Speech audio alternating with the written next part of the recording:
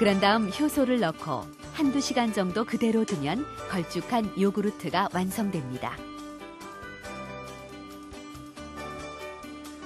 떼약볕에서 일하는 농부들이 가장 즐겨 먹는 음료수죠.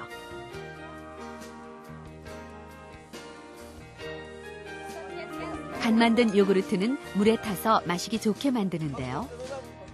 이 마을 사람들은 묽게 탄 요구르트를 음료수처럼 매일 마십니다. 땀 흘려 일한 뒤 느린 음식을 먹는 것. 이것이 이들의 장수 비결 중 하나죠.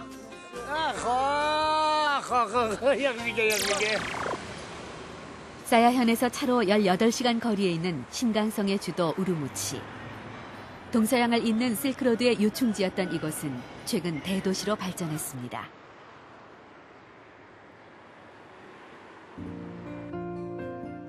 사야현이 고향인 올해 50살의 쿠르바에 씨는 결혼을 하면서 우루무치로 왔는데요. 늦은 아침을 간단히 빵과 콜라로 해결합니다. 도시로 옮긴 다음엔 일이 바빠서 간단하게 먹어요. 고향에 있을 때는 채소도 먹고 과일도 먹고 요구르트 같은 것을 많이 마셨는데 지금은 일도 바쁘고 음식을 할 시간도 없어서 그냥 간단하게 먹습니다. 쿠르바이 씨는 트럭을 운전해 가족들의 생계를 책임지는데요.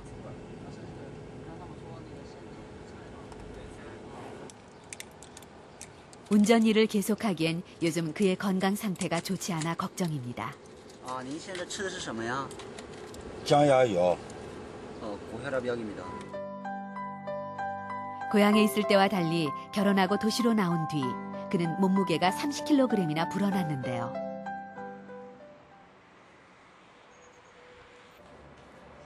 요즘은 수시로 보건소를 찾아 약을 처방받아야 할 만큼 건강 상태가 악화됐습니다. 고혈압과 심장병입니다. 일종의 합병증으로 발전했어요. 의사는 비만을 불러오는 패스트푸드나 고지방식을 자제하라고 권하지만 도시에서 생활하면서 음식을 조절하기란 쉽지 않습니다. 친구들과 만나면 기름진 식사를 피할 수가 없는데요.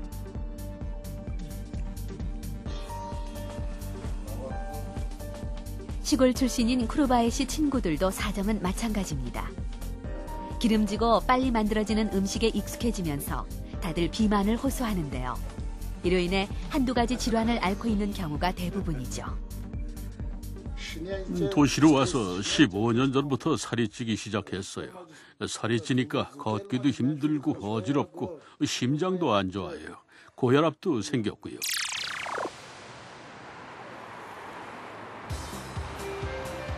도시의 빠른 음식이 가져다준 폐해를 미국은 일찌감치 경험했습니다.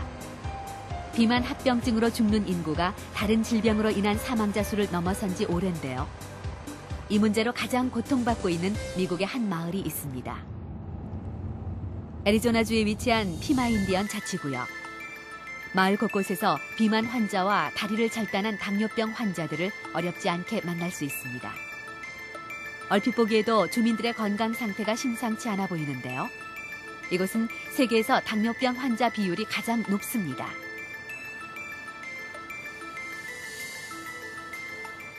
다리가 이처럼 검게 죽어가고 있어요.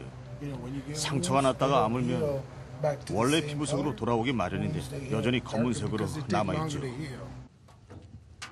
올해 60살인 리오타 메뇨 씨 역시 오랫동안 당뇨병을 앓아왔습니다. 그게 뭐죠? 내 약들이에요.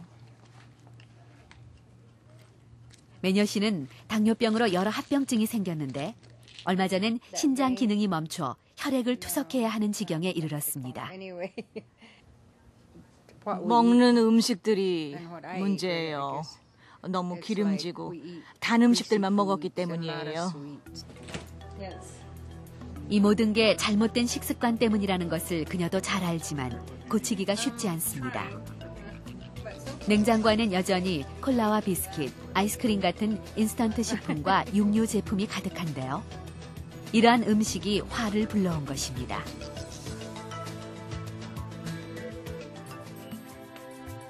피마 인디언들은 본래 날렵하고 마른 체격을 가졌는데요.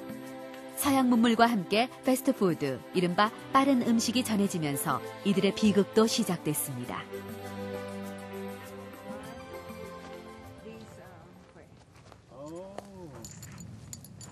과거 피마 인디언들의 주식은 직접 재배한 콩이나 옥수수, 호박, 그리고 나무의 새순을 이용해서 만든 음식들이었습니다. 대부분 자연의 시간이 필요한 느리게 조리되는 음식들이었죠. 그러나 이들의 전통 음식은 혀를 유혹하는 새로운 음식의 등장에 사라져갔습니다. 지금 피마 인디언들의 식탁을 점령한 것은 고기를 비롯해 육류 가공품들과 같은 고지방식 음식인데요. 여기에 패스트푸드까지 더해지면서 이들의 건강 상태는 최악으로 치닫게 된 것입니다. 애리조나 피마 인디언의 경우 비만율이 64%, 당뇨 유병률이 55%에 달하는데요. 이는 멕시코에 사는 같은 부족의 10배가 넘는 수치입니다. 지금 우리는 다시 전통적인 식습관의 좋은 점을 부족민들에게 가르치고 있어요. 한국 역시 전통 음식으로 돌아가는 것이 건강에 큰 도움이 될 것이라 생각해요.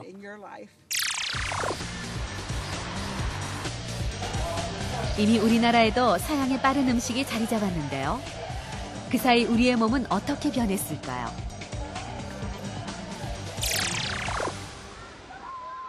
용인에 있는 한 초등학교에서 300명의 아이들을 대상으로 비만도를 조사해보기로 했습니다. 대도시를 벗어난 지역이라 크게 문제가 없을 거라 예상했는데요. 조사 결과는 의외였습니다.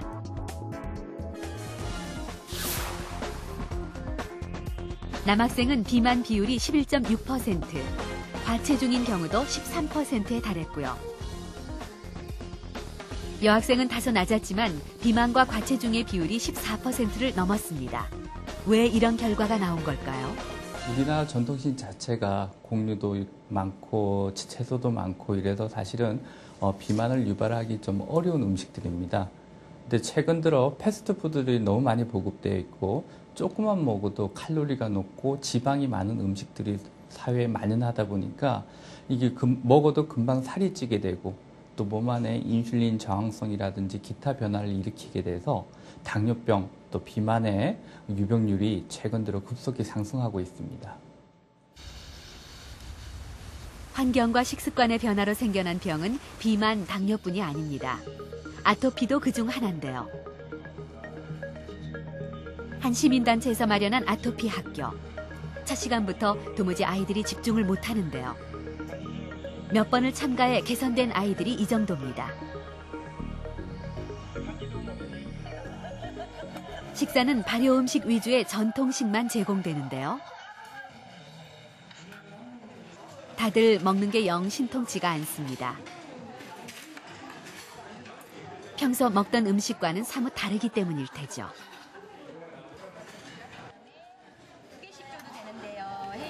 그런데 이곳에서 좀 특별한 아이를 만났습니다. 아토피 학교에 3번째 참가했다는 올해 10살의 헤이리 친구인데요.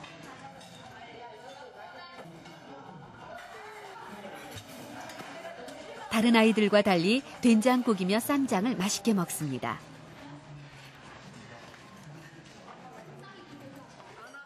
마치 익숙한 음식인 듯 보여집니다. 그러나 헤이리가 처음부터 이랬던 것은 아닙니다. 태어날 때부터 아토피 증세를 보였던 헤이리는 커갈수록 증상이 심해졌고 한때는 온몸에 화상을 입은 것처럼 발진이 난 적도 있었습니다. 손에 베이기만 해도 따갑잖아요. 근데 온몸이 피부가 정상적인 보호막이 없는 상태에서 물을 닿는다고 하는 거는 씻을 때마다 제가 어머 진짜 딴 게 없다. 우리 집에서 이 목욕탕 마치 고문실 같다. 재원이가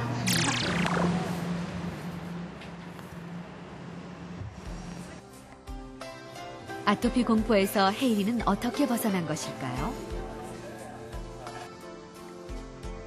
아이가 아토피 진단을 받은 후부터 최은경 씨는 집안 환경과 식단을 완전히 바꾸기 시작했습니다. 화학 재료가 들어간 음식은 멀리하고 유기농 식재료에 된장